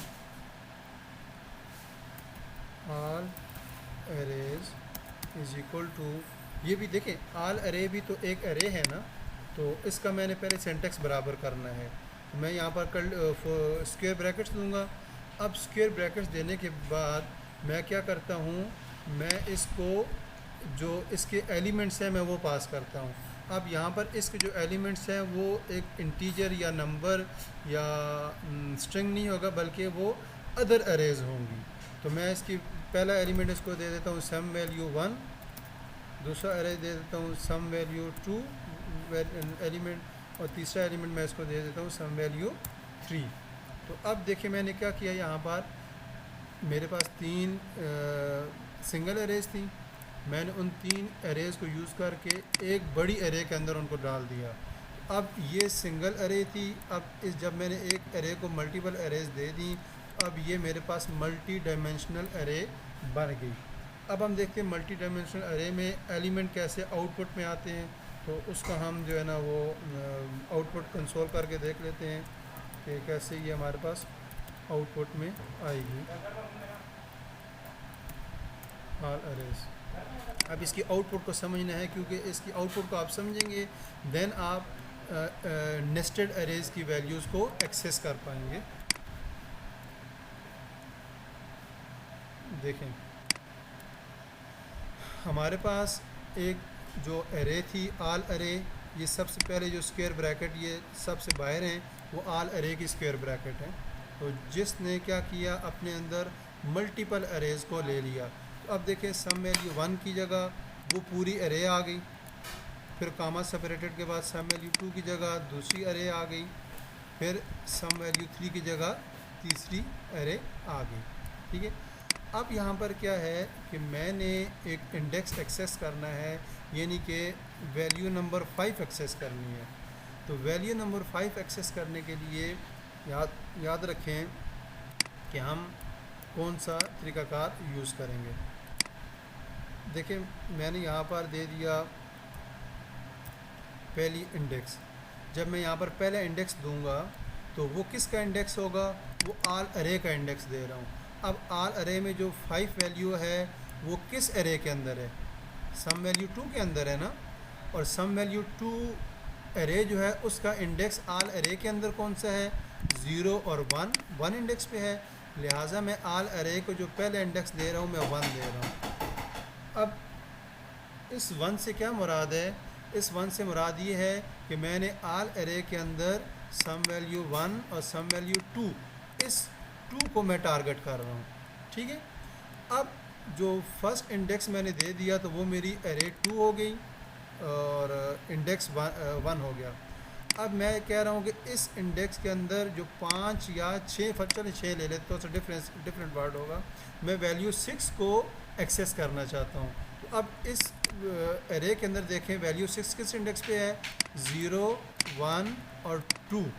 ठीक है, 2 वैल्यू पे है, तो मैं यहाँ पर इसको जो दूसरा इंडेक्स दूंगा वो मैं 2 दे दूंगा। अब जो है ना जो मेरे पास आउटपुट आनी चाहिए वो ये 6 आनी चाहिए। तो देखते हैं हमारे पास आउटपुट क्या आती है जी। देखें 6 आ गया। इसको ज़रा दोबारा समझें, मैं दोबारा इसको रिपीट करता हूँ। मेरे पास एक से ज़्यादा अरेज थी, तो मैंने क्या किया, उसको एक बड़ी अरे आल अरे के नाम से अरे बनाई, उसके अंदर मैंने वो सारी अरेज उस ऐड कर दी। तो मेरे पास अब 3 अरे आ, इस पर अगर आप देखें मैं कामा डाल के चौथी अरे, 5वीं अरे, छठी अरे, 7 जितनी अरेज मैं डालना चाहूँ मैं यहाँ पर डाल सकता हूँ। ये मेरे पास मल्टी डायमेंशनल अरे बन गई। अब मल्टी डायमेंशनल अरे में मैंने वैल्यू को एक्सेस करना है। तो अब उसको एक्सेस करने के लिए मेरे पास जो अरे होगा उसको मुझे 2 इंडेक्सेस देने पड़ेंगे। ठीक है, पहला इंडेक्स जो होगा वो बेसिकली मेरी उस अरे को टारगेट कर रहा होगा, ठीक है, आल अरे के अंदर से, और जो दूसरा इंडेक्स होगा वो उस अरे के अंदर जो नेस्टेड अरे है उसके वैल्यू को टारगेट कर रहा होगा। इसको आप सिंपली इस तरीके से समझ लें कि मेरे पास 5 कमरे थे, अलग-अलग स्कैटर्ड पड़े हुए थे। ठीक है, तो मैंने क्या किया, मैं चाहता हूँ नहीं यार ये 5 कमरे जो है ना ये इकट्ठे होने चाहिए। तो मैं एक 4 दीवारी बनाता हूँ बड़ी, ठीक है, और उन 5 कमरों को उठा के उस चारदीवारी के अंदर रख देता हूँ। अब वो जो चारदीवारी मेरी बड़ी चारदीवारी मैंने बनाई थी वो मेरी आल एरे हो गई, और उसके अंदर मैंने 5 कमरे लाइनों में रख दिए। अब वो 5 कमरे एक जगह पर इकट्ठे हो गए। अब हर कमरे में जो है ना वो आगे 3-3 चेयर्स पड़ी हैं। अब मैं जो चौथे नंबर पे कमरा है उसके अंदर जो तीसरी चेयर है मैं उसको एक्सेस करना है। तो मैं पहले क्या करूँगा, मैं पहले चारदीवारी के अंदर एंटर होऊंगा, और सबसे पहले मैं ये चारदीवारी के अंदर मैं आल अरे से मैं चारदीवारी में आ गया। उसके बाद मैं क्या करूँगा कि मुझे जाना पड़ेगा तीसरे कमरे में, क्योंकि पहले मुझे तीसरे कमरे में जाऊँगा तो मैं उसके अंदर जो तीसरी चेयर है मैं उसको एक्सेस कर पाऊँगा ना। तो ये जो पहला इंडेक्स है ये उस एरे का या उस कमरे का इंडेक्स है, उसकी पोजीशन पे जाऊँगा। अब जो सेकंड इंडेक्स होगा, जैसे ही मैं तीसरे कमरे में पहुँचा उसके अंदर जाके मैंने तीसरी चेयर को एक्सेस करना है। तो जो मेरा सेकंड इंडेक्स होगा वो उस अंदर की जो एरे है उसकी वैल्यू का इंडेक्स होगा। क्लियर हो गया जी? ये यहाँ पर चीज़ क्लियर होगी तब आगे इसके अंदर मल्टी डायमेंशनल चल रहे हैं तो वो ऑब्जेक्ट्स के अंदर भी फिर यही कंसेप्ट होगा, तो वो क्लियर हो जाएगा इंशाल्लाह। अगर क्वेश्चन है तो बताएं, नहीं तो हम आगे चलते हैं क्योंकि टाइम 8 मिनट रह गए। नहीं, बस ये सिंपल है कि मतलब हम जिस तरह एक सिंपल एरे बनाते हैं, इंडेक्सेस होती है हर एलिमेंट की, उस एलिमेंट की जगह हम यहाँ पर एरे डाल रहे हैं। मतलब एरे का एक एरे, इंडेक्स जा रहे हैं। हाँ, पेरेंट एरे बना के उसके अंदर चाइल्ड एरे बना सकते जी हैं। जी सिर्फ उसको इसका एक्सेस करने का तरीका आना चाहिए कि सही। किसको किस तरह से एक्सेस कर सकते हैं। सही। मैं रिएक्ट जावास्क्रिप्ट काम करता हूँ तो यही चीज़ें आपको काम आएगी, क्योंकि यही चीज़ें आप अगर आप यहाँ पे सीखोगे तो बहुत ज़्यादा हेल्पफुल रहेगी। क्योंकि अगर आप एपीआई के साथ वगैरह के साथ काम करते हैं तो ये चीज़ें बहुत ज़्यादा काम आती है। सही, ठीक है जी। अच्छा, यहाँ पर उन्होंने अरे ऑफ अरेज में वही 0 इंडेक्स पे जो अरे है उसका पहला एलिमेंट इंडेक्स 1 एलिमेंट दिखा दो। यहाँ पर जो 2 इंडेक्स पे है उसका 2 इंडेक्स वाला एलिमेंट दिखा दें। ये यहाँ पर भी वही एज ए इनपुट आ गई, आउटपुट। अब हम देखते हैं ऑब्जेक्ट्स इन जावास्क्रिप्ट। इससे पहले हमने जितना भी पढ़ा वो चीज़ें थी, अरे था, लिस्ट था, डिफरेंट फंक्शन थे, वेरिएबल्स थे। अब हम ऑब्जेक्ट्स पढ़ते हैं। ऑब्जेक्ट्स बेसिकली क्या है, आप ऑब्जेक्ट्स की ज़रूरत क्या पेश आती है उसको थोड़ा सा हमें समझना है। इससे पहले हम अरेज पढ़ रहे थे, ठीक है। अरे के अंदर मैंने कहा सिटी की अरे है या और डिफरेंट फ्रूट्स की अरे है, ये सारा कुछ है। अब हमने जस्ट उनकी सिंगल वैल्यूज़, हम जिस तरह मैं कहूँ फ्रूट्स है ये, इनकी सिंगल वैल्यू हम सेव कर रहे थे, इनकी मल्टीपल वैल्यूज़ हम सेव नहीं करवा पा रहे थे, ठीक है। तो अब हमारे पास एक ऐसा केस है, मैं कहता हूँ एक कार है, जब मैं अरे ऑफ कार्स में बनाता हूँ उसके अंदर मैं कार 1, कार 2, कार 3, कार 4 मैंने बना दिया। लेकिन मेरे पास एक ऐसा सिनेरियो है, मैंने ये भी इंफॉर्मेशन बतानी है, जो कार 1 है उसका मॉडल कौन सा है, उसका कलर क्या है, उसका जो है ना ईयर ऑफ मैन्युफैक्चरिंग क्या है, ठीक है, और उसका जो इंजन है उसकी कैपेसिटी कितनी है, ठीक है, और उसके जो टायर हैं, या मतलब ईच उसकी मल्टीपल प्रॉपर्टीज़, मेरे पास एक ऑब्जेक्ट है उसकी मल्टीपल प्रॉपर्टीज़ बन रही हैं। अब अगर मैं उसको इन अरे के अंदर हैंडल करना चाहूँ तो मेरे लिए बड़ा मसला बन जाएगा। मैं पहले एक अरे सिर्फ कार्स की बनाऊँगा, फिर दूसरी अरे कलर्स की बनाऊँगा जिसमें उसका रेलेवेंट एलिमेंट कलर होगा, उसको मैं मैप कैसे करवाऊँगा कि ये किस कार का कौन सा कलर है, ये तो बड़ा मसला बन गया। तो इस चीज़ को हैंडल करने के लिए जावास्क्रिप्ट ने या किसी भी प्रोग्रामिंग लैंग्वेजेस ने ऑब्जेक्ट्स का कंसेप्ट दिया। अब ऑब्जेक्ट्स का क्या कंसेप्ट है, ऑब्जेक्ट्स ये होते हैं कि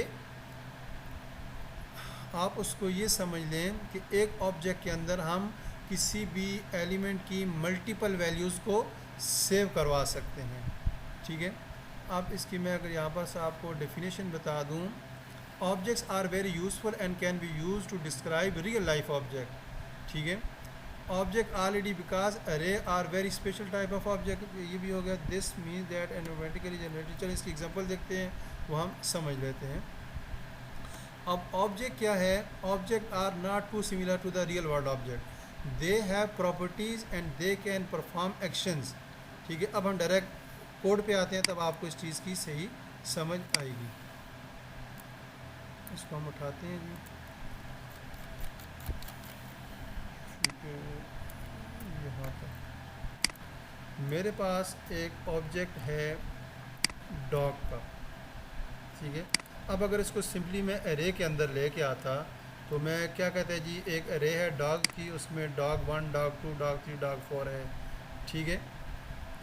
लेकिन अब हर एक डॉग की अपनी मुख्तलिफ प्रॉपर्टीज़ होती हैं, यानी कि उस डॉग का नाम, उसका कलर, उसका वेट, उसका जो है ना क्या कहते हैं खाना, हर एक की, और उसकी एज, ये डिफरेंट चीज़ें हैं।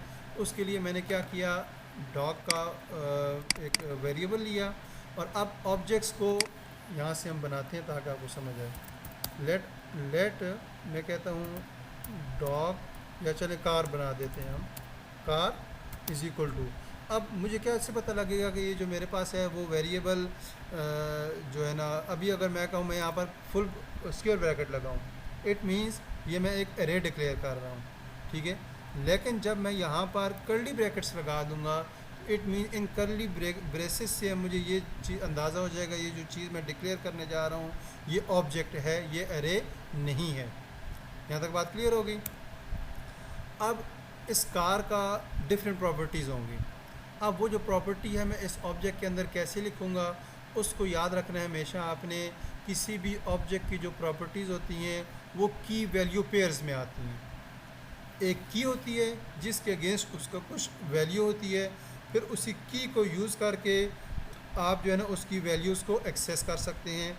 तो यहाँ पर अब हमें एक दूसरा दो डिफरेंस नज़र आ गए एरे में और ऑब्जेक्ट में। एरे को डिक्लेयर करने के लिए हम स्क्वायर ब्रैकेट यूज़ करते हैं, जबकि ऑब्जेक्ट को डिक्लेयर करने के लिए हम कर्ली ब्रेसेस यूज़ करते हैं। एरे के अंदर वैल्यूज़ को एक्सेस करने के लिए हम इंडेक्स नंबर यूज़ करते हैं, जबकि ऑब्जेक्ट्स के अंदर किसी भी स्पेसिफिक वैल्यू को एक्सेस करने के लिए हम की यूज़ करते हैं, ठीक है। ये दो डिफरेंसेस दोनों में याद रखने हैं। मैं बना देता हूँ जी। यहाँ पर सबसे पहले हम कह देते हैं जी कार का नेम, ठीक है जी। नेम हमारे पास आ गया इसका BMW, ठीक है, या ये मॉडल चले आ गया, मॉडल BMW है इसका, ठीक है। अब याद रखें ये इसकी पहली प्रॉपर्टी हुई। अब दूसरी प्रॉपर्टी लिखने के लिए मुझे यहाँ पर लाजमी कॉमा लगाना होगा, कॉमा सेपरेटेड की वैल्यू पेयर्स आएगा। दूसरी वैल्यू है जी ईयर, के किस ईयर में ये जो है मैन्युफैक्चर हुई, उसको मैं लिख देता हूँ यहाँ पर 2020, ठीक है जी। उसके बाद इसका हम अगली प्रॉपर्टी लिख देते हैं कलर, कलर हम इसको कह देते हैं ब्राउन। ये मेरे पास एक ऑब्जेक्ट बन गया कार नाम का, जिसके अंदर मॉडल उसकी एक प्रॉपर्टी आई, ईयर उसकी एक प्रॉपर्टी आ गई, कलर उसकी एक प्रॉपर्टी आ गई। यहाँ तक बात क्लियर होगी। मॉडल को डिक्लेयर करने का ये सिंटैक्स यूज़ होगा। अब यहाँ पर देखिए we have created a dog value, we have वही वैल्यू कि we can recognise this as a body of the object, यानी कि उसने कहा कि हम किसी भी ऑब्जेक्ट को रिकॉग्नाइज करने के लिए कर्ली ब्रेसेस को हम यूज़ करते हैं, उसको देखते हमें पता लग जाता है ये ऑब्जेक्ट है, ठीक है। अब मैंने क्या करना है, मैंने डॉग की जो कार है उसकी वैल्यूज़ को एक्सेस करना है, ठीक है। We can access the properties of this object in a very similar way as we would with an array. This time we are not using the index number but the name of the property. हम उस property का name use करेंगे, और property का name use करने के भी दो तरीके हैं, ठीक है। पहले मैं यूज़ करता हूँ जी, हम इसको डायरेक्ट कंसोल करेंगे, ठीक है। कंसोल डॉट लॉग, मैंने क्या किया जी आता हूँ, ऑब्जेक्ट का नाम दिया, ऑब्जेक्ट का नाम देने के बाद मैंने डॉट लगाया। अब देखिए जैसे ही मैंने डॉट लगाया तो अब डॉट लगाने के बाद इस ऑब्जेक्ट की जितनी भी प्रॉपर्टीज़ थी वो मुझे ड्रॉप डाउन में नज़र आ रही हैं। अब जो प्रॉपर्टी मैं इसको व्यू करवाना चाहूँ, मैं उस प्रॉपर्टी को क्लिक कर लूँगा, ठीक है। और अब देखें, अब हमने कहा था मेथड और प्रॉपर्टी में फ़र्क क्या होता है कि उसके बाद हमें पैरेंथेसिस नहीं लगानी पड़ती थी। यहाँ पर मैं इसकी प्रॉपर्टी एक्सेस कर रहा हूँ तो मुझे पैरेंथेसिस नहीं लगानी पड़ रही, ठीक है। अब मैं इसको आउटपुट करता हूँ तो मेरे पास 2020 आना चाहिए, सॉरी कार मॉडल BMW आना चाहिए, तो BMW आ गया। एक तो ये तरीका है किसी भी प्रॉपर्टी को एक्सेस करने का, और जो दूसरा तरीका है वो ये है, यहीं पे मैं इसको दूसरा तरीका एक्सेस कर लेता हूँ। हम कार के आगे उसकी तरह एरे की तरह हमने ब्रेसेस लगाई, और यहाँ पर मैं क्या करूँगा, उसकी जो प्रॉपर्टी है उसका मैं नाम दे दूँगा। अब मेरे पास देखें जिस तरीके से हम एरे में कर रहे थे, यहाँ पर मैंने वहाँ पर हम इंडेक्स नंबर लिखना पड़ रहा था, लेकिन यहाँ पर हम प्रॉपर्टी का नाम लिख रहे हैं। तो अब यहाँ पर मेरे पास कलर आना चाहिए नीचे, तो मैं देख लेता हूँ आउटपुट इसकी क्या आती है जी। हमारे पास BMW पहले मॉडल आ गया, देन नीचे ब्राउन उसका कलर आ गया। इस तरीके से हम ऑब्जेक्ट क्रिएट करते हैं, ठीक है। और फिर ऑब्जेक्ट को क्रिएट करने के बाद इसके अंदर हम उसकी प्रॉपर्टीज़ लिखते हैं। फिर प्रॉपर्टीज़ को एक्सेस करने के लिए हम ये मेथड यूज़ करते हैं। दो, एक डॉट ऑपरेटर का मेथड है और एक एरेज का मेथड है। इन दो तरीक़ों से हम जो है ना वैल्यूज़ को एक्सेस कर सकते हैं ऑब्जेक्ट के अंदर। अब अपडेटिंग एक वैल्यू को हम जिस तरह हम एरे के अंदर वैल्यू अपडेट कर रहे थे, सेम तरीके से हम ऑब्जेक्ट के अंदर भी वैल्यूज़ को अपडेट कर सकते हैं, ठीक है। अब उसके भी वही दो तरीके हैं वैल्यू को अपडेट करने के लिए। देखें हम, मैंने क्या किया, पहले ऑब्जेक्ट का नाम लिखा, ऑब्जेक्ट का नाम लिख के मैंने उसकी वैल्यू का नाम दिया कलर, ठीक है, और इज़ इक्वल टू, ठीक है। अब पहले कलर ब्लू था, अब मैं इसको रेड कर देता हूँ। तो और अब इसके बाद मैं इस कलर को दोबारा कंसोल कर लेता हूँ, तो अब मेरे पास वैल्यू रेड आनी चाहिए। देखिए वैल्यू रेड आ गई, ठीक है। अब इसी तरीके से एक तो ये तरीका है उसकी वैल्यू को अपडेट करने का। दूसरा तरीका डॉट ऑपरेटर का तरीका है, ठीक है, कि आप कार डॉट मॉडल करेंगे और इसको इज इक्वल टू कर देंगे